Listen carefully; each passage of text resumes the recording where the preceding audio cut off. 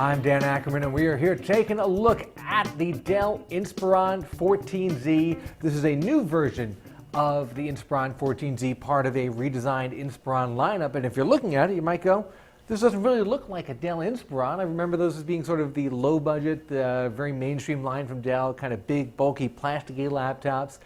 This new series of Inspirons, I actually think they're very nicely designed. They look pretty good. They actually look more expensive than they are.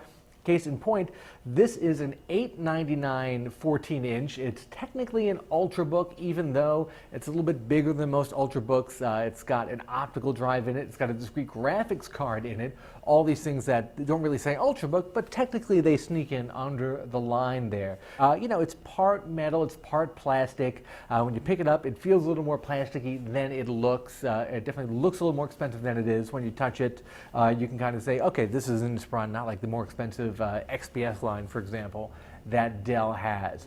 It's got a nice big touchpad, however, even though it's got the separate left and right mouse buttons. A lot of laptops now are moving to that singular click pad. And the keyboard is sort of Dell's variation on that island style. They always have keys that are just a little bit more rounded. I found the keyboard to be a little clacky, a little mushy at times. The keys had a little bit of wiggle under the fingers, but nothing that's too terrible. One thing I was pleasantly surprised by was the fact that the little ports on the side of the laptop are covered up by flaps, so you don't see them. It actually looks kind of nice. And you get two USB 3s, you got HDMI, you got an Ethernet jack. Not even the $2,200 15-inch Retina MacBook Pro has an Ethernet jack, although it does have DisplayPort / Thunderbolt ports that this guy lacks.